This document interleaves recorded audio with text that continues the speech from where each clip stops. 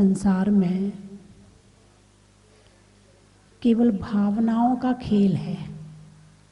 क्या है? भावनाओं का खेल है। भाव आत्मा में होते हैं, सूक्ष्म है। विचार पुद्गल हैं, मन में होते हैं। भाव बिना शब्दों के भी हो सकते हैं, लेकिन विचार शब्द रूप होते हैं। बहुत गहरी चीज है, सूक्ष्म है। पकड़ने का प्रयास करना, अपना एंटीना सेट करें। जो मैं भेज रही हूँ वो पकड़ में अच्छी तरह से आना चाहिए। भाव सूक्ष्म है, बिना शब्द के भी हो सकते हैं, और भाषा स्थूल है, पुद्गल की है, मन के पकड़ में आती है। बंधुओं, जैसे आप मोबाइल लेकर बैठे हैं, हाँ हाँ आपके सामने रखा है, आप मना नहीं कर सकते हैं। आजकल साथ में कुछ मिले, परिवार मिले ना मिले, जिनवाणी मिले ना मिले, माला साथ में हो ना हो, मगर मोबाइल साथ में जरूर होगा। अब आपने यहां से किसी को नंबर मिलाया और वहां घंटी बजी, तो यहां से लेके वहां तक के बीच में कोई तो कनेक्शन है। तुम्हारी आंखों से नहीं दिख रहा है, मगर कोई तो चीज यहां से निकली है और वहां तक पहुंची है, जिसने वहां जाके घंटी बजाई है। बोलिए है कि नहीं ये बात? यदि कोई एक चश्मा बन जाए, एक आध ऐसा चमत्कारी जादुई चश्मा, जिसमें ये जो यहाँ से किरणें निकली और वहां जाके घंटी बज रही है, यदि वो दिखने लगे तो आप पागल हो जाओगे। क्योंकि ये जो आकाश दिख रहा है ना, खाली आकाश, जो खाली स्थान दिख रहा है, ये पूरा ठसाठस भरा हुआ है। 1 इंच जगह भी, एक सुई की नोक के बराबर जगह भी खाली नहीं है। जहां आपके नेटवर्क नहीं आते हैं ना, समझना वो जगह खाली है। तो कहने का मतलब ये है कि पुद्गल सूक्ष्म भी होता है और पुद्गल स्थूल भी होता है। वो तुम्हारा सूक्ष्म पुद्गल मोबाइल की मशीन से पकड़ में आ रहा है। किससे पकड़ में आ रहा? अब आपने यहां से बात करी और आवाज कहां पहुंच गई? अमेरिका में। बात आप यहां कर रहे हैं। यदि यहां से जरा सा दूर किसी को बुलाना हो तो आपकी आवाज नहीं जा सकती है, लेकिन यहाँ की आवाज आपकी अमेरिका पहुंच रही है, तो कोई तो पुद्गल है, सूक्ष्म पुद्गल, जिसकी गति यहां से वहां तक है और तुम्हारी आवाज यहां से वहां तक जा रही है।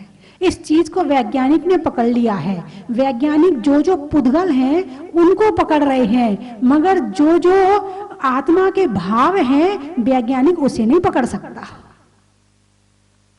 क्योंकि मैंने एक बात पहले बताई कि भाव बिना शब्दों के भी हो सकते हैं।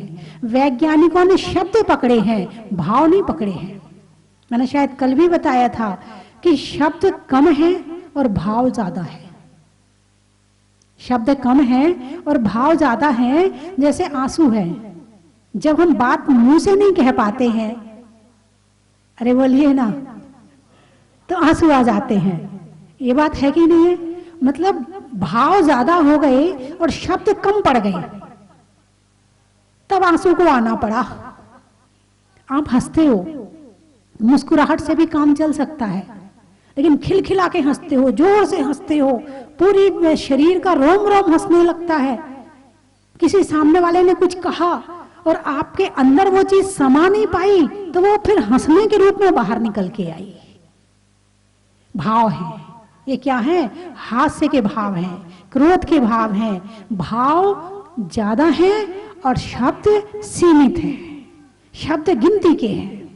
तो इसीलिए भावों को, शब्दों को बांधा जा सकता है, मगर भावों को नहीं बांधा जा सकता है।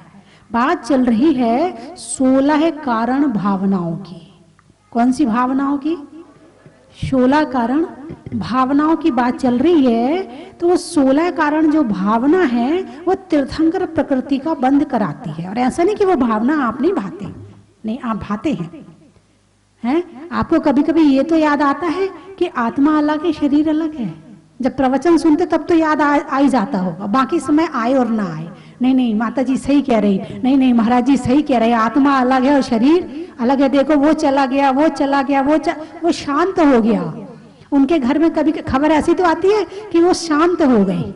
शांत हो गए का क्या मतलब है? अर्थ निकालो, आप ही निकालो शांत हो गए का अर्थ। बड़ा गहरा अर्थ है जो ये शब्द बोलते हैं ना।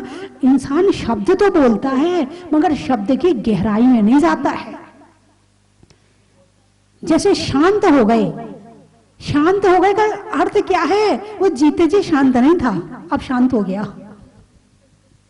जीते जी तो बहुत उठा पटक करी है, जीते जी तो उसने बहुत, इसने जो नहीं करना चाहिए था वो सब किया है, अब शांत हो गया, अब कुछ नहीं करेगा। कुछ नहीं करने का मतलब शांत होना हो। यहां क्या हुआ? कुछ नहीं कर रहा मतलब शांत हो गया। जब बच्चा उछल कूद करता है तो आप डांटते, शांत होके बैठ जा, डांटते हो ना। बहुत उधम कर रहा है, शांत होके बैठ जा। आपकी दृष्टि में बच्चा उधम कर रहा है, लेकिन भगवान महावीर की दृष्टि में सारे संसार ही उधम कर रहे हैं। व्यवस्थित उधम को आप उधम नहीं कहते हो, अव्यवस्थित उधम को आप उधम कहते हो। बात समझ में आई कि नहीं आई? आपको यहां से वहां तक कहीं जाना है, किसी के पास जाना है, तो आप चल के जा रहे हो ना। यदि आपको जल्दी जाना होगा तो दौड़ के जाओगे। अब बच्चा दौड़ ही तो रहा है और आप कह रहे हो उछल कूद कर रहा है। आप भी दौड़ रहे हो, बच्चा भी दौड़ रहा है। आपका दौड़ना व्यवस्थित है और बच्चों का दौड़ना बिना मंजिल का है, इसलिए आपने उसको उधम कह दिया। लेकिन भगवान महावीर की दृष्टि में जिस मंजिल पर आप जा रहे वो तुम्हारी मंजिल नहीं है, तुम्हारी मंजिल तो मोक्ष है। वहां जा रहे हो क्या? नहीं जा रहे हो।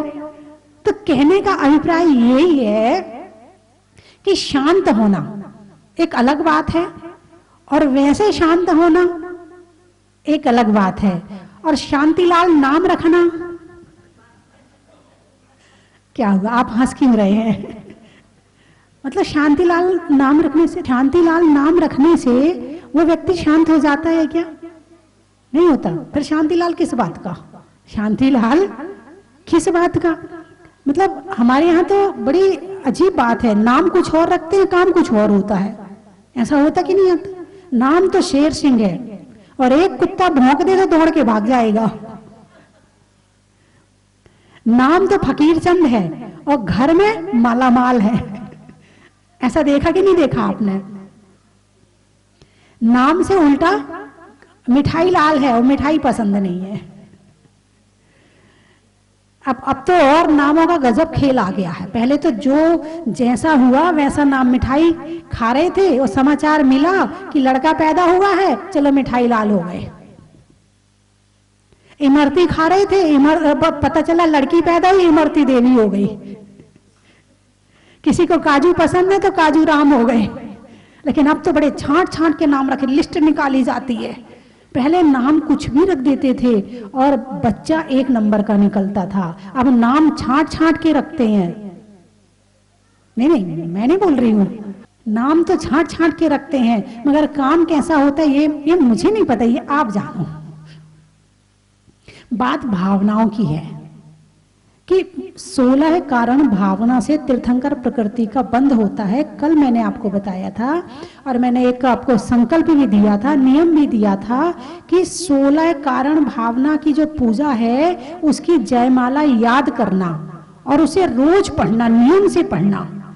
16 कारण भावना आप भाते हैं, लेकिन आपके भाने में उतनी ऊर्जा नहीं है, उतनी शक्ति नहीं है अभी।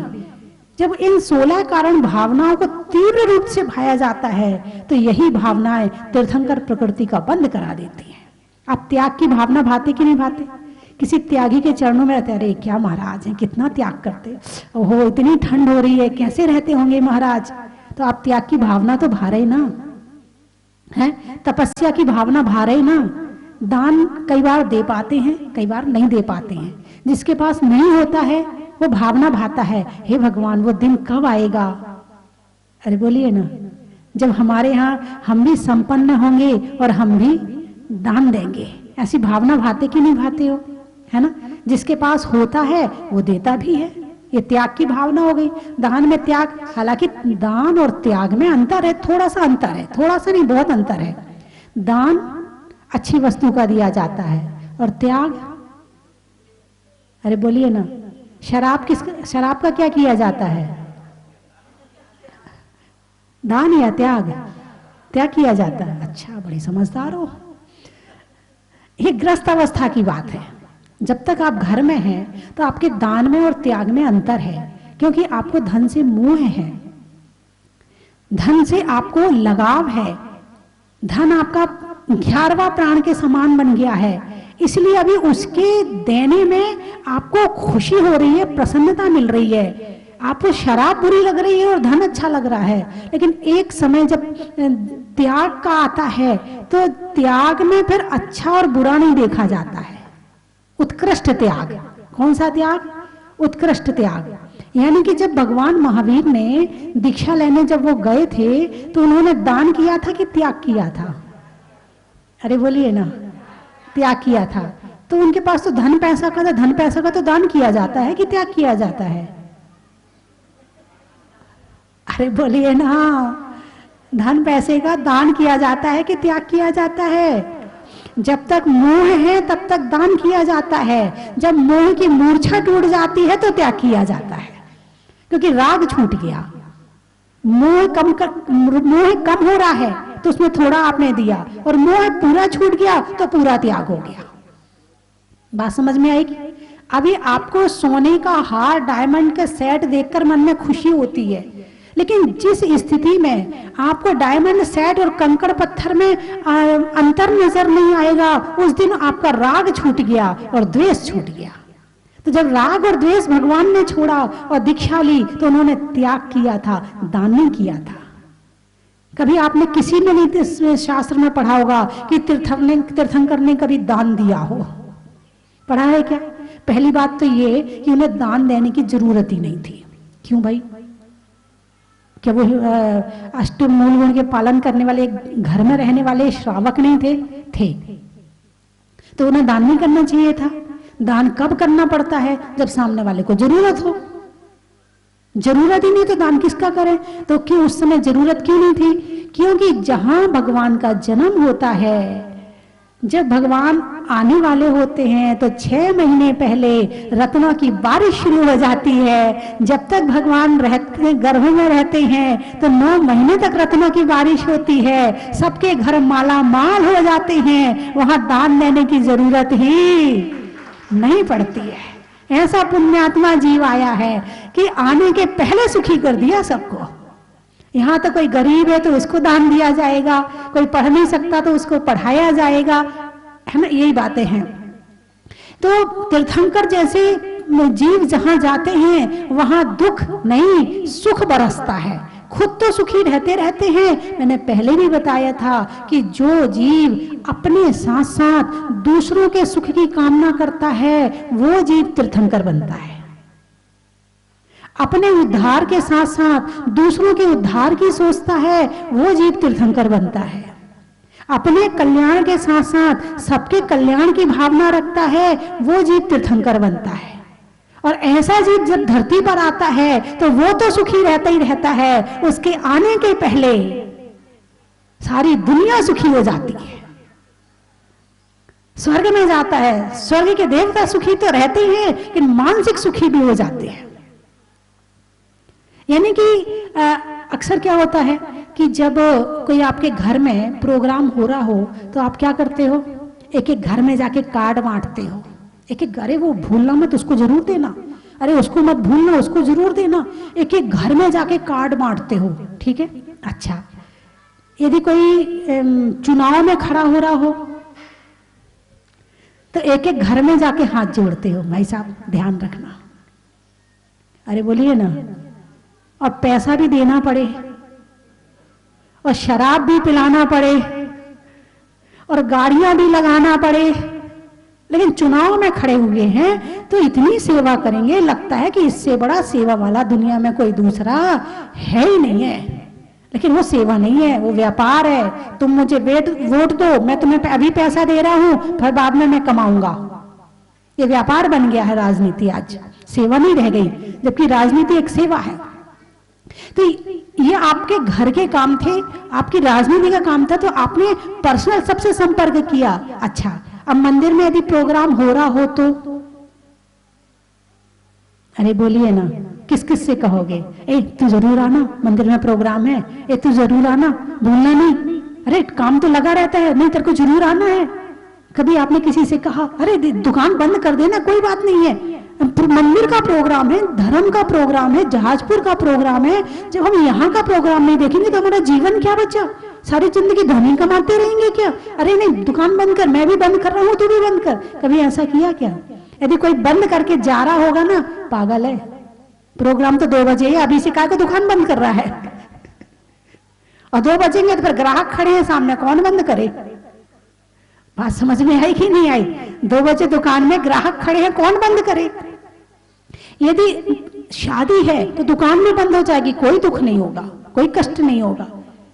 यानी अपने घर के काम के लिए एक एक घर में जाके कार्ड बांटोगे, और मंदिर का प्रोग्राम है और आपसे कहा जाए भाई साहब आपको आज शहर में कार्ड बांटना है, अच्छा मैं नौकर हूं क्या? क्या समझ रखा तुमने मुझे? मैं कार्ड बांटने जाऊंगा? कर लो कोई आदमी, उससे भिजवा दो। यानी आपने सेवा को नौकरी समझा और नौकरी को सेवा समझा। लेकिन तीर्थंकर कौन होता है? जिसके हृदय में रहता है ये धर्म का प्रोग्राम है, धर्म का काम है, मैं जाऊंगा तो मेरा भी उद्धार होगा, और जिसको लेके जाऊंगा उसका भी उद्धार होगा। नहीं, सबको लेके जाना है। वहां तो यदि फोन कर रहे, कौन खर्चा करे फालतू में? मंदिर का प्रोग्राम है, मंदिर वाले करेंगे, हम काहे को करें? अध्यक्ष मंत्री जाने, उनका काम है। बोलिए ऐसा विचार होता है कि नहीं होता है? ये तो अध्यक्ष मंत्री का काम है। यदि महिला मंडल भी होगा तो महिलाओं के मन में भी ऐसी बात आ जाती है, अरे वो तो हमारे यहाँ की मंत्री है, वो ही करेगी, हम लोग नहीं करते हैं। नहीं, जिसको मौका मिल जाए वो ही करना शुरू कर दो, क्योंकि इससे आज बीज पड़ रहा है। यही भावना अगले जन्म में थोड़ी और बड़ी होगी, यही भावना अगले जन्म में और बड़ी होगी, यही भावना अगले जन्म में और बड़ी होगी। और यदि केवली शुद्ध केवली का पातमूल मिल गया तो यही भावना तीर्थंकर प्रकृति का बंद करा देगी। जो अपने कल्याण के साथ साथ सबके हित की सोचता है। घर में 4 जने हैं, तू रुक जा, प्रवचन मैं सुनाती हूँ। अरे नहीं, काम दोनों मिलके कर लेते हैं, चलो दोनों साथ में चलेंगे। ऐसा भी तो कर सकते थे, सुबह थोड़ा जल्दी उठ सकते थे, दोनों मिलके चले जाते। नहीं, तुम यही रुक जाओ, मैं चली जाती हूँ। अरे क्या पागल है, प्रवचन घर में टीवी में आ तो रहे, वही सुन लेना ना, क्या दिक्कत है? हाँ, दिन भर तो प्रवचन आते हैं टीवी में, जाने की जरूरत है क्या? ऐसा भी हो सकता है। फिर भी अलग प्रभाव पड़ता है, टीवी का प्रभाव पड़ता है। मैं ये नहीं कह रही हूँ, क्योंकि मुझे इसके रिजल्ट बहुत मिले हैं कि लोग जब आके बताते हैं कि हमने 1 टाइम खाना शुरू कर दिया या 2 टाइम खाना शुरू कर दिया, या कहते हैं हमने अष्टमी चतुर्दशी के उपवास, मैंने केवल टीवी में बताया था और इसका इतना प्रभाव पड़ा कि लोगों ने घर में बैठ के नियम ले लिया। अब जैसा मैंने कहा कि 16 कारण भावना की पूजा याद करनी है, मुझे विश्वास है कि सब याद करेंगे। बस यही भावना रहती है कि मेरे साथ साथ सबका कल्याण हो। कई बार तो मुझे पता क्या लगता है कि जो दिमाग है ना, यदि दिमाग की फोटोकॉपी हो रही होती तो निकाल के सबके में लगा देती, फिर सब स्वाध्याय करते बैठ के, सब भगवान की भक्ति करते बैठ के, सब लिखते बैठ के, पढ़ते बैठ के, उपवास नियम व्रत करते। अब लेकिन ये संभव नहीं है ना, पॉसिबल नहीं है कि अपनी दिमाग की फोटोकॉपी करके आपके दिमाग में लगा दूं। बंधुओं, भावना, यदि दुनिया में सबसे ज्यादा प्रभाव किसी का है तो भावना का प्रभाव है।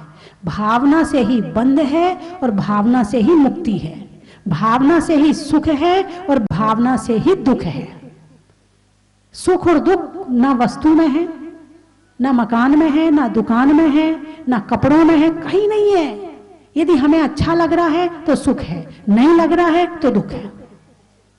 बात समझ में आई कि नहीं आई? सामने वाला अच्छा नहीं लग रहा है तो दुख है, सामने वाला अच्छा लग रहा है तो सुख है। बस हमारे राग और द्वेष के कारण हमें सुख और दुख की अनुभूति होती है, वरना दुनिया में ना तो सांसारिक सुख है और ना दुख है।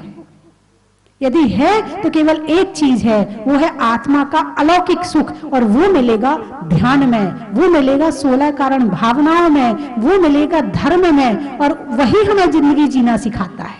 अभी जो जिंदगी जी रहे ना बहुत अव्यवस्थित है आपकी, मेरी भी मैं कर रही हूं अभी व्यवस्थित, ऐसी बात नहीं है कि पूरी व्यवस्थित हो गई है। न जाने वो कौन सा जन्म होगा जब पूरी व्यवस्थित हो जाएगी, कई जन्म लगेंगे व्यवस्थित करने में। जब मेरे ये विचार हैं तो आप अपनी जिंदगी की सोचिए कि आपने अपनी जिंदगी को क्या व्यवस्थित किया है। दुख बुला रहे हैं या सुख को निमंत्रण दे रहे हैं? बोलिए ना। सारी जिंदगी दुखों को निमंत्रण देते हैं, और जिसको बुलाओगे वही आएगा, जिसको बुलाओगे वही आएगा। तो सुख जो है भ्रम है, सांसारिक सुख। सुख जैसा लगता है नहीं है। यदि सुख जैसा भ्रम नहीं होता तो हमारे भगवान घर छोड़ करके नहीं जाते। सबसे पहले तो भगवान से ही सीखो। रोज जाते हो, हाथ जोड़ते हो, भगवान से पूछ तो लो, भगवान महल मकान क्यों छोड़ दिए थे? भगवान स्त्री पुत्र मित्र और परिवार क्यों छोड़ दिया था? हमसे तो छूटता नहीं, आपने क्यों छोड़ दिया था? कभी प्रश्न कर लिया करो भगवान से जाके। नहीं, भगवान का तो आपने, भगवान दुकान नहीं चल रही, जरा दुकान चलवा देना। यदि चल गई दुकान तो भगवान बहुत अच्छे हैं, और नहीं चली दुकान, भाई रोज तो मंदिर जाते, कुछ होता ही नहीं है। हमारे यहाँ वो ना इतनी पूजा करते थे, इतने पाठ करते थे, फिर भी उनके साथ में ऐसा हो गया। मतलब भगवान को तुमने क्या बना लिया? भगवान एक प्रेरणा है, भगवान एक आदर्श है।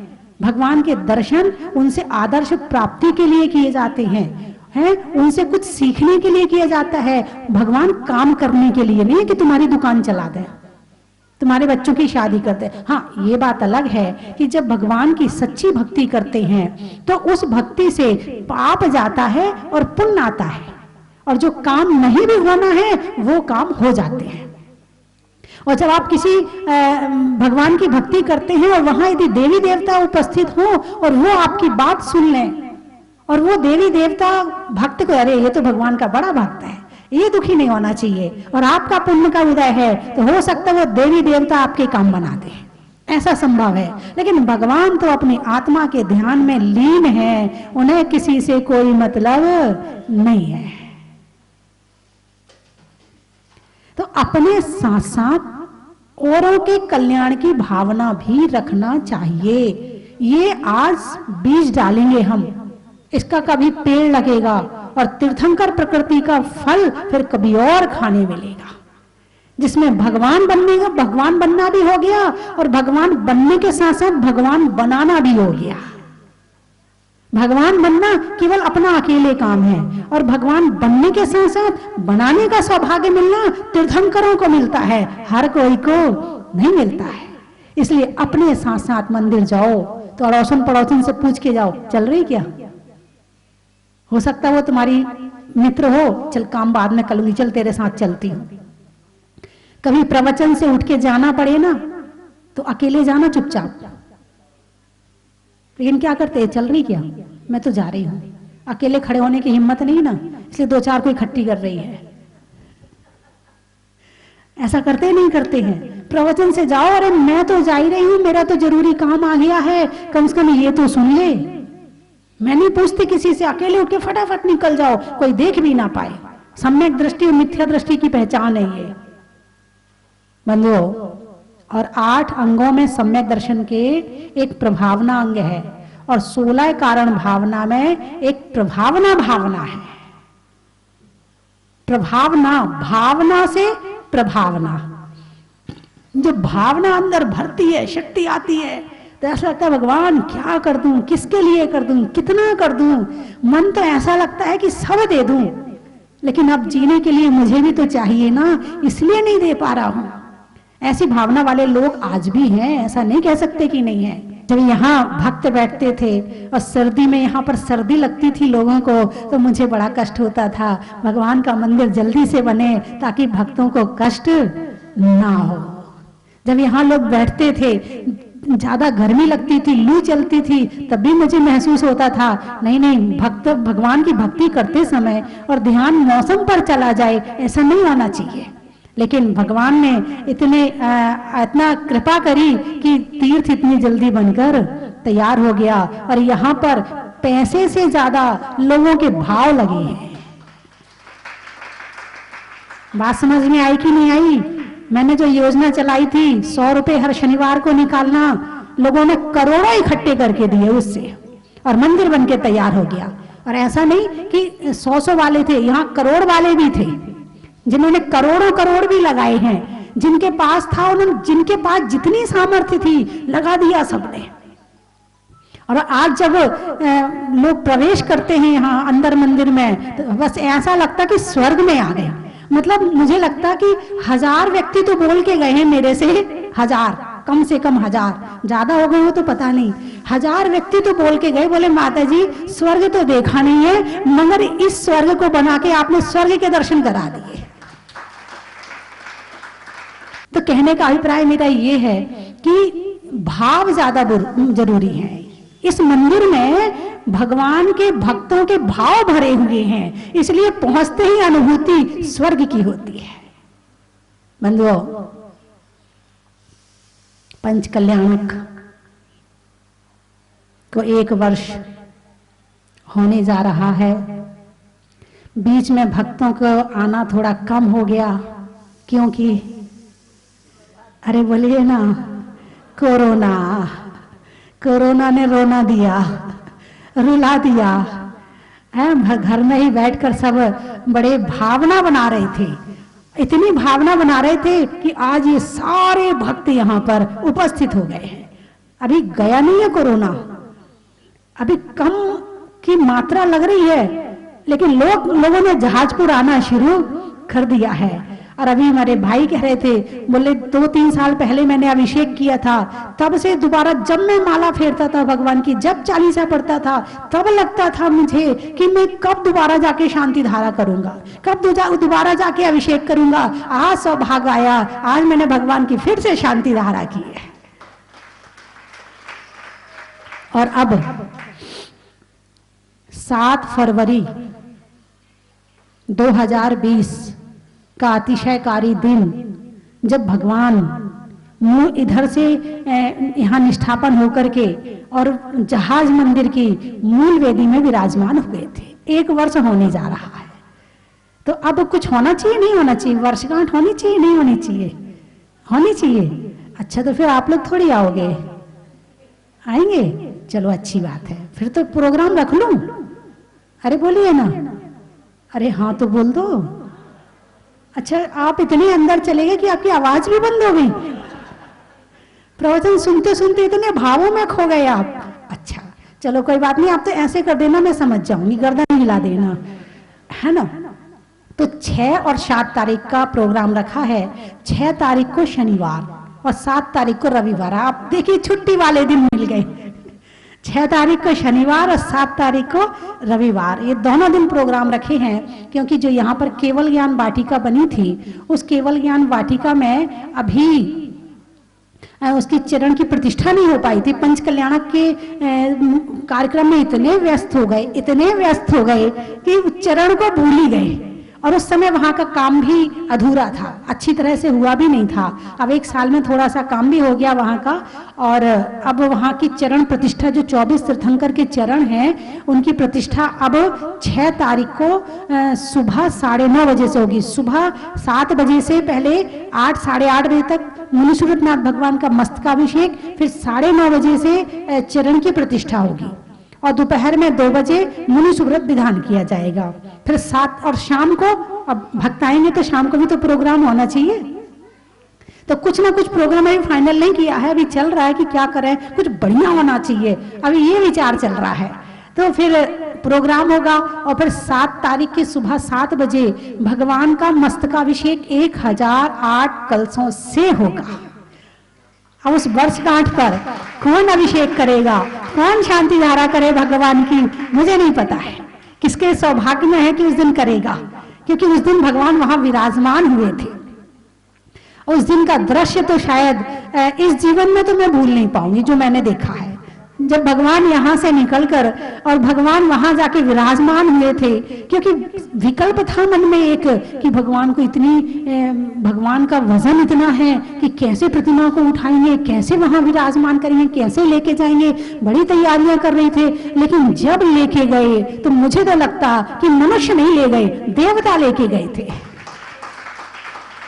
ऐसे हाथों हाथ चले गए, ऐसे हाथों हाथ चले गए कि रोम रोम पुलकित हो रहा था जब भगवान यहां से जा रहे थे। तो हाँ, आंखों से आंसू निकल रहे थे सबके। वो दृश्य तो वो कल्पना से परे है। जिसने टीवी में देखा है उसके लिए भी, और जिसने साक्षात देखा है उसके लिए भी। तो उस दिन फिर सुबह 7 बजे से भगवान का 1008 कलशों से महामस्तकाभिषेक किया जाएगा। 9 बजे से 9:30 बजे से उस दिन फिर रथ यात्रा का प्रोग्राम भी रखा है। पहली बार रथ यात्रा निकलेगी यहाँ पर। या तो रथ तब चला था जब यहाँ पर गजरथ हुआ था पिछले वर्ष 7 तारीख को, और या फिर यहाँ पर अब पहली बार रथ यात्रा होगी। और रथ भी बन के आ गया है। गोहाना से एक परिवार है जिन्होंने रथ खुद अपने हाथ से बना करके दान दिया है। ऐसी रथ यात्रा भी होगी। और फिर उसके बाद में 12 बजे से फिर उसके बाद मंची प्रोग्राम होंगे 2 घंटे, 10 से 12 बजे तक मंची प्रोग्राम होंगे। और जो भी होंगे वो तो सामान्यतः आपको पता ही है क्या होता है मंची प्रोग्रामों में। और उसके बाद फिर 12:30-1 बजे से मानस स्तंभ, 1 वर्ष हो गए ना भगवान के विराजमान, अब उनका भी तो अभिषेक होना चाहिए। तो फिर मानस स्तंभ का अभिषेक का प्रोग्राम रखा है और इसमें सबको मौका दिया जाएगा। मानस स्तंभ के अभिषेक में भी सबको मौका दिया जाएगा। तो इस तरह से ये प्रोग्राम रखा हुआ है। अब मेरे ख्याल से आप इस प्रोग्राम को, जैसा मैंने बताया, कितने लोगों को बताओगे? पहले तो ये बताओ, प्रभावना करनी है ना। अभी मैंने भावना की प्रभावना बताई थी ना, कि भावना की क्या कीमत है। यदि कहीं जहाजपुर में प्रोग्राम हो रहा है तो कितने लोगों से कम 5 लोगों को तो बताना ही बताना है। बता सकते हो? कौन कौन बताएगा? हाथ उठाओ। और आने की प्रेरणा भी कर देना। मैं तो नहीं जा पा रहा, तू तो जा। या तो ये कहना मैं भी चल रहा हूं, तू भी चल। दोनों बातों में से जो भी आपके संभव हो वो जरूर करना। और जितने लोग टीवी में देख रहे हैं वो भी इसको जरूर कहना। तो इस तरह से तीर्थंकर प्रकृति का बंद करने वाला कौन होता है? जो धर्म की प्रभावना करता है, जो दूसरों के उद्धार की भावना करता है, जो सबको सुखी करने की भावना करता है, जो सारे संसार को दुख दूर करने की भावना करता है। ऐसा जीव तीर्थंकर प्रकृति का बंद करके तीर्थंकर बनता है। बताइए, आप बनना चाहते हो कि नहीं? बनना चाहते हो तो क्या करना पड़ेगा? भावना भानी पड़ेगी। कौन सी भावना? 16 कारण भावना। 16 कारण पूजा की जयमाला याद कर लेना। कर सकते हो? नहीं कर सकते हो? 16 लाइनें याद हो सकती कि नहीं? और रोज सुबह सो के उठ के आपको एक काम करना है। 16 9 बार नमोकार मंत्र तो आप पढ़ते ही होंगे। कौन कौन पढ़ता है? हाथ उठाओ। अरे वाह, इतने सारे लोग पढ़ते हैं, आनंद आ गया। जो नहीं पढ़ता वो पढ़ने लगना, ठीक है? 9 बार नमोकार मंत्र पढ़े।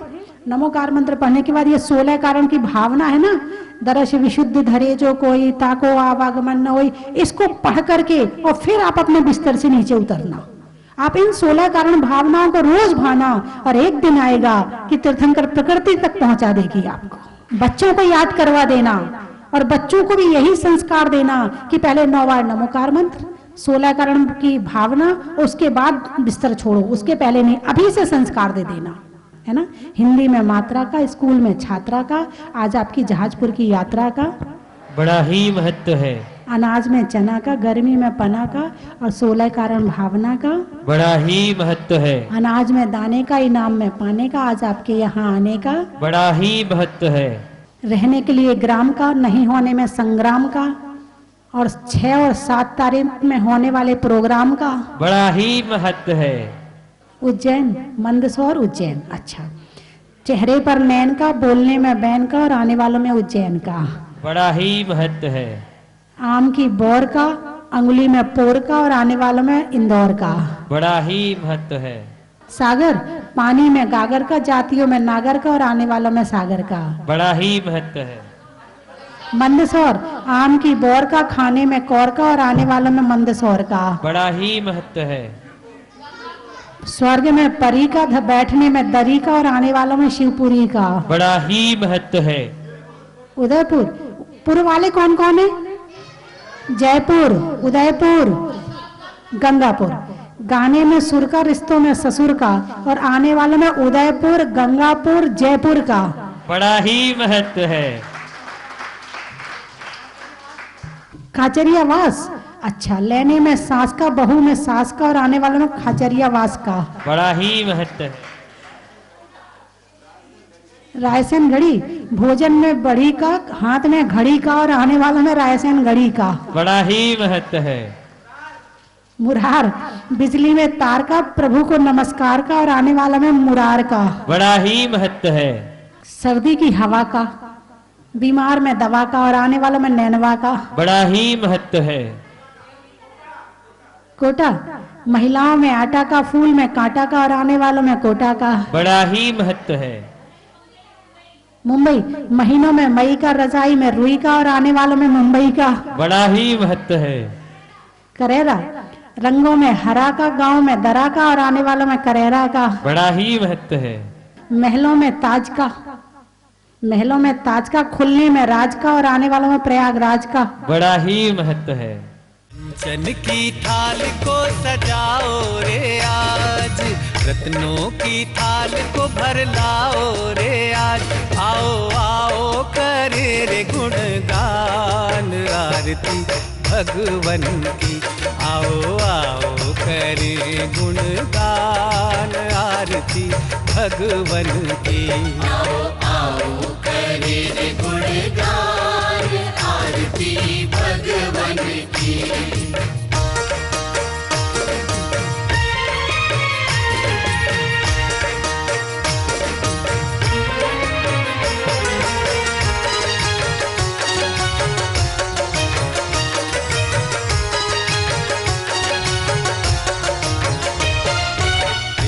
सुमित्र के राज दुलारे, माँ पद्मा जी के नैनों के तारे।